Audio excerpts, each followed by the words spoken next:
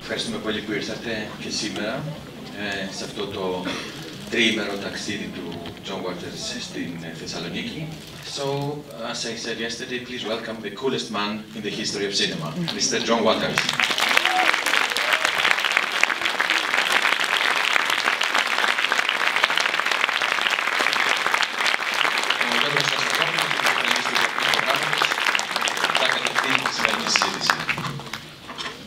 Bad angle.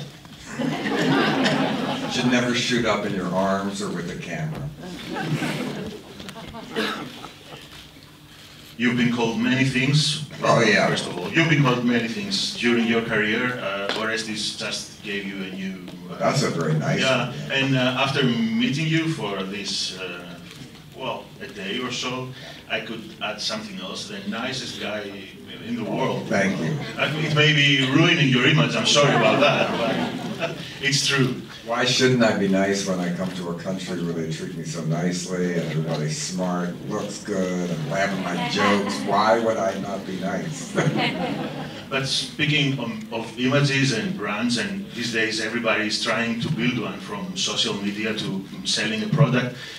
You seem to create it your own right from the start and without even trying. Was it a conscious act, what you were trying to do when you started? It was conscious only because nobody knew who we were and I had no money for advertising. So the only way you can, if you have no money for advertising, is to use the press, and the press uses you. I like the press, I read 7 newspapers every day, I make the press my soap operas.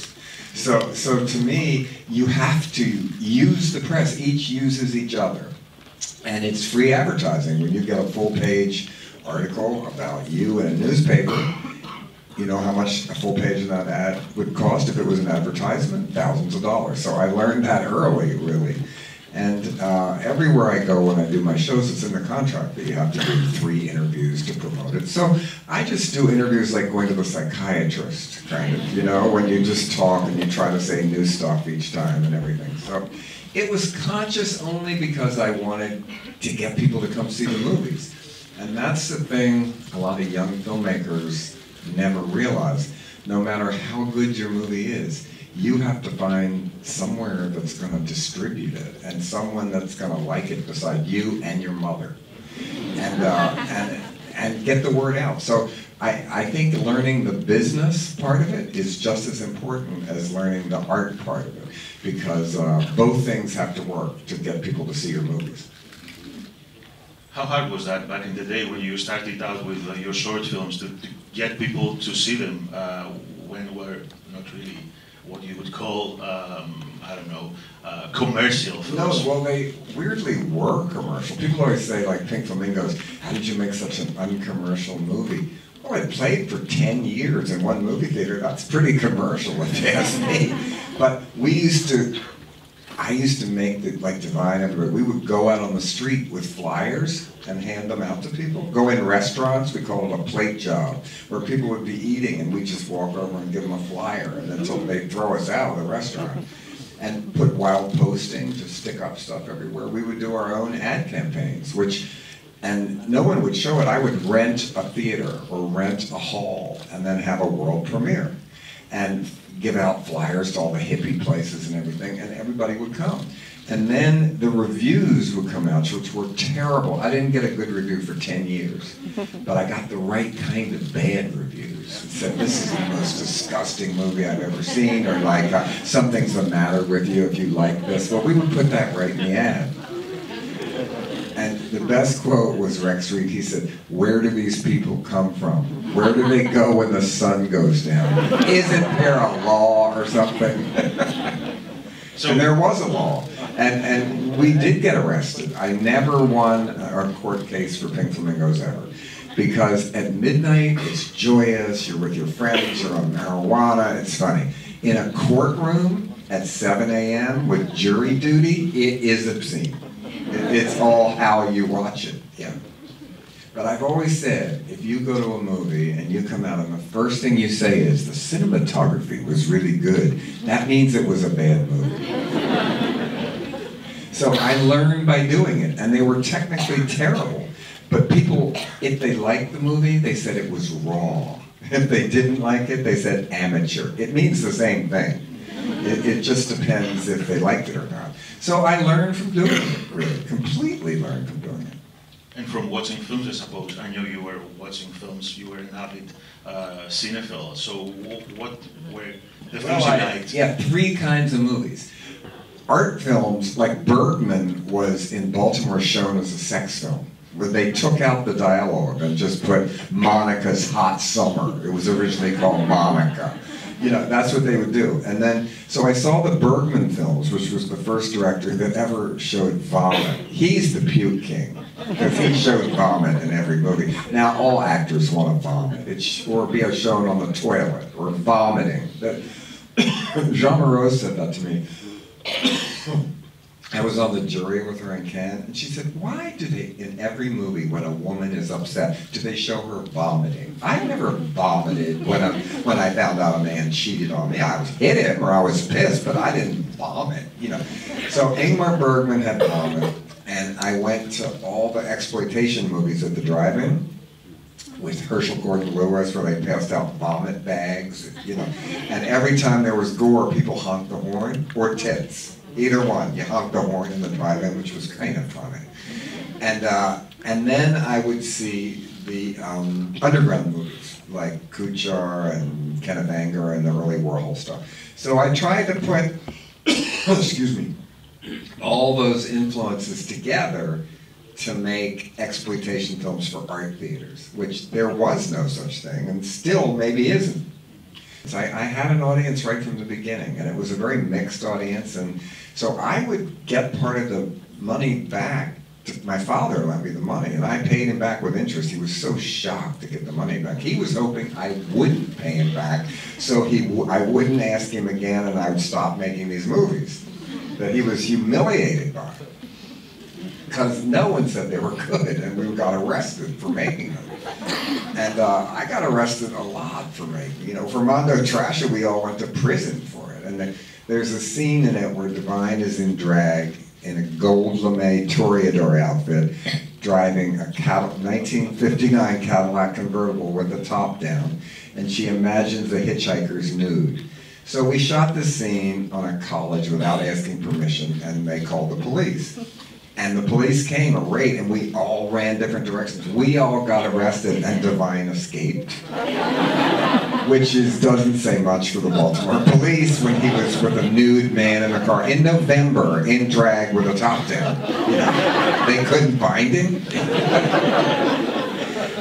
So, but we went to jail for conspiracy to commit indecent exposure. And the American Civil Liberties Union, I called them for some reason, and they handled the case. It became a big national news story. It was the cover of Variety and everything. And we got off, and the judge read us a poem, "Go behind the door and sin no more." And it was unbelievable. But it was a huge amount of publicity for the movie, which really helped, but it wasn't planned. We just worked with it, yeah. So basically nothing was planned in these days. You were going along in this environment of people that you have collected around you and making what was fun. Was it fun? You know, well, the people, it was just like today. Kids make their first film with a cell phone with their friends. That's the same thing I did, except you had to carry these giant 16mm cameras. But was it fun? Making movies is never fun. I look back on it with pride and everything, but fun is when I'm off work having a martini on Friday night, not 22-hour days in the rain and in the freezing cold and then the film doesn't turn out. Yeah, that's not fun, but it's part of it, and it's part of how you learn to make movies. So what made you keep going? What was the driving force?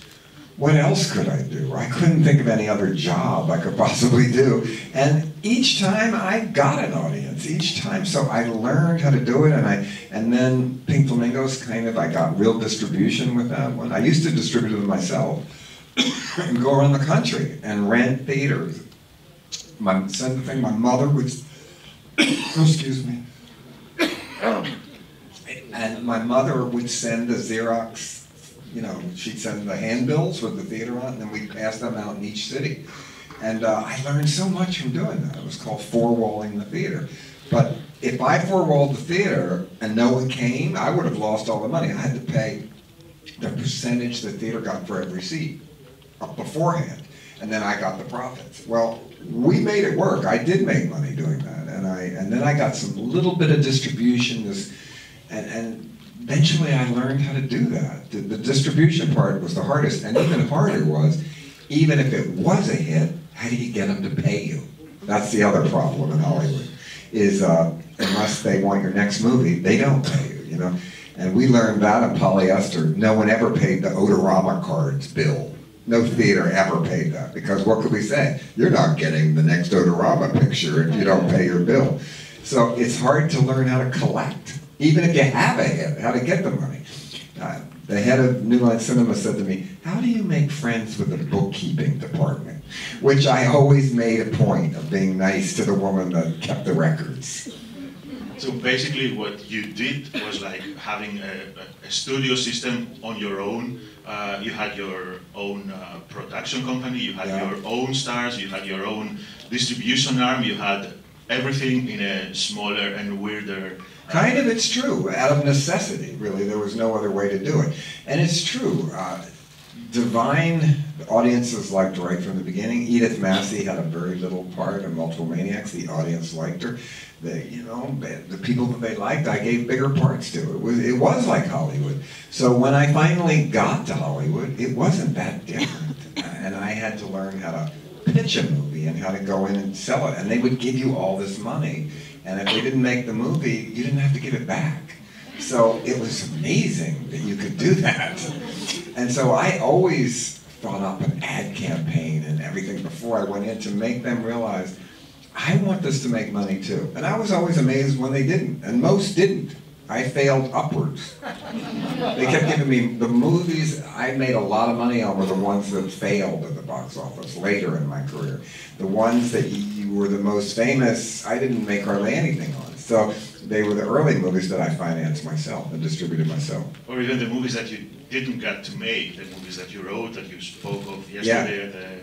I still, they give you money to make a movie and you write it, but you spend 8 months working on that project and it doesn't happen, it's frustrating. But it's not as frustrating as not having a job for 8 months. It's not a job or writing the script and not getting paid for it, writing it on speculation, yeah. Do you remember the first time you had a meeting with Hollywood executives when you were, failing upwards at the beginning? It was for Hairspray, and Polyester had come out and they knew about that. And I went in, but they were still too scared of my past. But then, when Hairspray became a hit, for Crybaby, they all wanted to do it. It's the only time that ever happened in my career. Every studio wanted to make the movie. They were sending me presents and everything. So, and it lost money in the long run. Yeah, I learned how to play the game. And I think Hollywood treated me fairly. And in my new book, that's what I talk a lot about. They're in it, it's called show business. It's not called show art. And the people that greenlight your movie, they get to do that 3 times a year. If they lose money, they're fired. So I get why they want it to make money. They just do it the wrong way because of one example, Fatal Attraction. Because of that movie changed the ending where she got punished in the end, it grossed billions of dollars. Before it had a different ending. So now they believe that they can change every ending and every movie will be a hit from having test screenings. And I had test screenings a lot where the audience, Hairspray tested terribly. I don't know why I'm coughing. So I learned to play that game, which was the worst. And the head of the testing company that does all the movies said to me, what is the norm we test you against? Because what they want to do is make everyone like it. And all my films, some people hate it and some people love it. But if you change it, take the extremes out, then no one likes it. You said earlier that if you come out of a film and the first thing you say is the photography was great, it's a shit film. So what makes a good film in your opinion? Well, what makes a hit is plot. 3 acts. No comedy should be longer than 90 minutes. I hate long jokes. All movies are too long. If you ever think on your film, should I cut that? The answer is yes, yes, cut it. And it's hard to do that in the beginning. Every frame is so precious when you make your first movie. But I look at Mondo Trasho as 90 minutes. It should be 15 minutes. You know, it's something that you learn. And they'd have to stop me. When you know it's done is when you cut something out and you put it back in. That's, you know, that it's finally done, I think. And I know that you have a very varied taste because you said you talk a bit about the things you liked back then. But nowadays, every year you publish your top 10 lists and of best films of the year. And these have some really pleasant and, I don't know, surprises in them. So do you think that your taste in the cinema has changed throughout the years, or? No, I always like those kind of movies. I like feel-bad European films. I like hard movies. I hate when people say, I only like a movie that makes me feel good. Why? I feel good anyway. It's not movies' duty to make me feel good. I like to feel horrible when I come out of a movie. Then I'm horrified by something, or shocked by something, or amazed by something. So I like to be moved in a movie. And I do like weird art movies. You know, I like Gaspar Noé's movies. I like Lars von Trier. I like Bruno Dumont. I like them a lot. But that's maybe not what... I also like The Joker. You know, so I'm saying I like Hollywood movies too. It's not... I thought Quentin Tarantino's movie, I loved it. I thought it was great. So I like all kinds of movies, and I don't care how you watch them, on your phone, in a movie theater, or however you want to see them. As long as you... My old movies, I hope you watch them on your phone. You won't notice all the mistakes. In the beginning now, every Hollywood studio is looking for the next kid that made a film on his cell phone. But what happens is, if that becomes a hit, they immediately bring you to Hollywood, give you $1 million, let you direct a $400 million movie, tell you every single thing you have to do, and it fails and you're over. And you have to go back to your own country, defeated. If Pink Flamingos came out today, it probably would get art distribution. It would open on a Friday night in 20 theaters in America, and if it didn't work that weekend, it'd be gone. Pink Flamingos took 3 years to open in America. We went to each city. We did one night at midnight at a time. This was before video, before anything. So it was completely a different way to do movies. That wouldn't work so much anymore. When's the last movie that made its name at midnight? The only one I can think of is The Human Centipede, really. And that was a good midnight movie. But what else, really? All the movies I see that say they're like John Waters, I usually hate those movies because they're trying too hard. Or just to be gross, or, you know, and I never tried to just be gross. I mean, I understand eating dog shit was gross, but it was, at the time, a joke on pornography. Deep Throat had just come out. Like, what is left that they haven't made up a law against yet? And that was it, eating shit. Now, it is illegal today in porn. But we didn't do it for sexual reasons, although once people have come up to us and said, hey, that ending really turned me on. We ran from that. I said, get out of here, get him away from me. Well, a lot of people thought back in the day that your films were horrible, disgusting, shocking. They were. No, you feel that? Well, kind of, on purpose they were. You know, I have a spoken word show that I do, like last night's, only it's based on horror. It's for horror conventions. And I always say, people say, well, you didn't make horror movies. I say, ask my mother. She thought they were all horrible. Yeah, some people thought they were horror, yeah. But in all of them, there was a sense of a joke behind it. There was, it was good-natured, in my opinion. And yeah. In this day, even if you wanted to make a good fun out of trashy things, it must be really hard to make. Well, every movie I ever made was, I satirized the genre. You know, Mondo Trasho was the Mondo movies, Multiple Maniacs, the gore movies, Pink Flamingos, you know, what pornography, really. Female Trouble, the biopic, Desperate Living, a lesbian movie, Polyester, the Odorama thing. Each one. Hairspray was a dance movie, Crybaby a musical, Pecker an art bio, Cecil B. DeMille an action movie, and a Dirty Shame a sexploitation movie, and Serial Mom a true crime. So it was always a parody, but I always loved the genre I was making fun of. I never made a science fiction one or a romantic comedy, because I don't know anything about those movies. Those are the two genres I know the least about. So I made fun of stuff I liked, and I think that's what comes through, that it's never really that mean.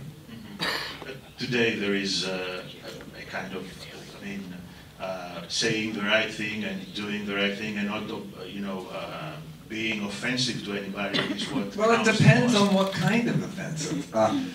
Last night, did I say, I do that show a lot, and as of yet, knock on wood, I have not been harassed for being politically incorrect, even on colleges with extremely politically correct audiences, because I am making fun of it. But I'm making fun of myself and the whole, I am a liberal, so I'm coming from the culture I'm making fun of.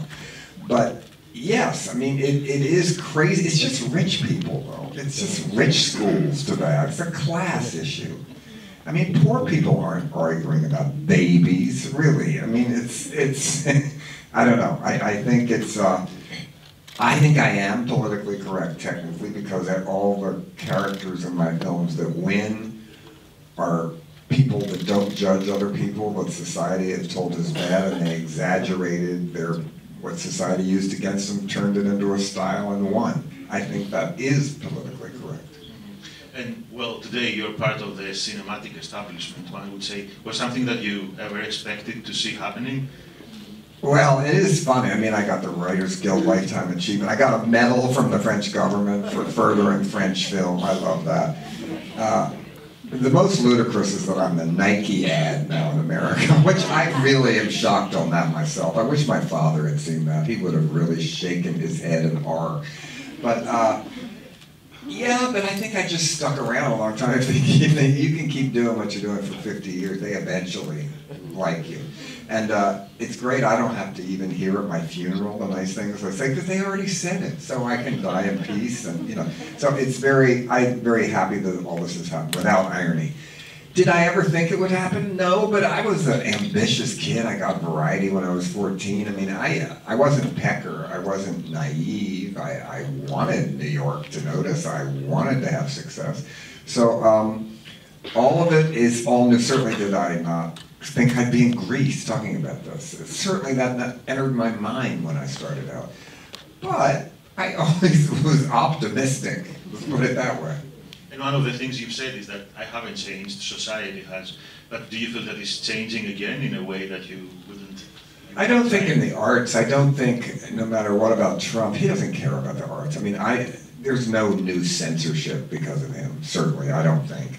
I think you're pretty free to make any kind of movie you want today. I think that some people, young people at the colleges, they want to see Star Wars. They don't want to see an art film so much. You go to art films in America, it's all old people. They still go to the movies.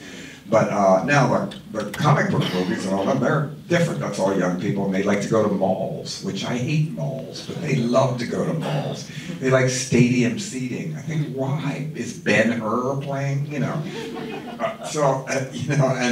people always want to sit in these like fancy seats that are like first class airplane seats. I'd fall asleep. And they want gourmet meals. This is in America with theaters that are doing well and everything. I don't want somebody eating a lobster next to me when I'm watching, Lars von Trier. Speaking of lobsters, one can't help but think about Divine. She was raped by one in one of your films. So could you talk a bit about your relationship with Divine and how she became your ultimate star in your films? Divine moved up the street from my parents. When we were both seniors in high school, and his parents ran a nursery school, and Divine was the only child, which was not the best advertisement for that. But what you may have imagined Divine was like was very different. He was an overweight, feminine nerd in high school. He got hassled, beat up in high school all the time. The teachers, it was terrible what he went through in high school. He was bullied beyond imagination, but he was not flamboyant, and he used that anger later to have this character of Divine. But certainly he was not like Divine, that character, ever really in real life. But But the rage he had was from going through that. And later in life, he would say, we'd be at an appearance, and he'd say, I can't believe I see that guy in line. He used to beat me up in high school, and I can't laugh about it. I can't still think it's funny. And the same high school where he was bullied later did an anti-bullying campaign and dedicated it to him and everything, very, very much later in life. Yes. Thank you very much. Among the other things that I admire in your work is the music aspect, that you have a really great taste in music, and you have curated some amazing compilations as well. Thank you. And I'd love to have what's your comments on new music, and if you're keeping in touch with it. I do, and I have a chapter in my new book which is how every musical taste I have, and I like all kinds of music. I like jazz, I like opera, I like rap, I like it all kinds. But today, I'm 73 years old, I have youth spies, basically, that work for me. That they go to a rap club at 3 in the morning and tell me about it, and I give them poppers. You know, it's a fair trade. You know, I can't go to those clubs now. But I do want to know about it. And I say that anybody that says, oh, we had more fun when we were young than the kids are today, that just means you're old and you have no influence anymore. Because they're having just as much fun being hackers. They're having just as much fun. Oh, I can't believe my phone is ringing. They're having just as much fun in their own new way of rebelling. So, and music is the first thing you rebel about. The first song that you like that your parents hate when a kid begins the soundtrack of your life, really. That's how you developed your own musical taste. It's always the first way you rebel. So today I do try to keep up, and I read reviews of music. That's the only way I can really do it now. And I am old, I still buy CDs because I like the packaging. But they don't even have CDs in cars anymore, or in computers anymore. So pretty soon, you know, now they have vinyl. And I have a huge vinyl collection, but they're all in bad shape because I play them all the time then. You know, they're not in mint shape or anything. So that's it. I still think it's very important to listen to music, but it's harder today. If you look at the Billboard Top 20, I don't think anybody could identify every group because it's so many different kinds of music that, you know, when I was young, everybody knew the top 10. You knew exactly what it was. You could sing every one of them. But I don't think anybody could sing every one of the top 10 anymore. Yes? Yes, hi. Is there any new concept or plot that you've always wanted to do that you haven't done? And also, any actors in particular that you haven't worked with that you've been dying to work with? Well, I made a movie that I got a development deal of. I have 3 different ones that never got made. So those are probably the ones I wanted to make. One was called Glamour Puss. One was called Raving Beauty, and the last one was called Fruitcake, and it was a children's Christmas adventure. All 3 of those movies I would make again. You know, I got paid to write them, and they never got made. The only actress I could ever say is Meryl Streep, because I think she's great, and she could do a Baltimore accent. I hate it when they do accents, but when she does it. And I've met her before, and she was lovely. She's never said, hey, let's have a meeting, though. So I doubt that's ever going to happen. And Justin Bieber. Hey. Oh yeah, hi. What will you say to a child who suffers from being gay, who suffers from bullying from his? Well, these days, if you're young and you're gay and you get bullied, it's a lot better than it used to be because you can say something, and that is wrong. Mostly no teachers are going to reward that child like they did when Divine was in high school. It's so weird. I think I'm against, though, taking kids out of school and having all gay schools. I think high school's brutal for everybody, pretty much. And the only ones that it isn't brutal for, the prom queens and the football stars, the day they graduate from high school, their life goes downhill. Everybody else's goes up. So I think learning how to negotiate through high school is really, really important. And that is how you learn to do it. Everybody has a miserable time in high school, I think. And gay people today, I guess they maybe have it better. I think in rich kids' schools, they are all gay. I thought, how could everyone be gay? In America now, half of America is trans. I never knew that many people were trapped. but obviously they are. So I think it's a much easier time for that. Certainly it is more accepted, and kids know about it. Like my friend said, her 8-year-old daughter came home and said, well, I'm gay. She said, well, how do you know that? You're 8, you know, because they just heard of it and they think it sounds like it might be a fun thing to be. So that's a lot better than when I was young, where, you know, you were called queer, and that's even hard for me to embrace that word still because it was so negative when I was young. But I guess I just never wanted to be like everybody else. So it wasn't that hard for me because I realized early I was not interested in the thing that the other boys were. I wasn't like them, but I didn't especially want to be because I knew there was somewhere else from reading. I knew there was Tennessee Williams. I knew there was Bohemia. I knew there was another world that I could find. But when I first went to a gay bar, the first one, it was called the Chicken Hut. Believe that? And it was all gay people with sweaters, and there was phones on every table, and the phone rang and said, hi, I'd like to buy you a drink. And I thought, oh God, I might be queer, but I ain't this. It was so square that I realized I couldn't fit in there either. So it was alarming to me when I finally went to a gay bar. It was so bad, you know. But today it's different, and to be honest, gay bars in America are all closing. And is that a tragedy? I think it's progress in a way, because now the young gay people, they don't want to be sick. They want to hang around with everybody. They want to hang around with all the cool kids, no matter where it is. Same way, I don't especially want my book in the gay section near true crime by the bathroom in the back. I want it up front.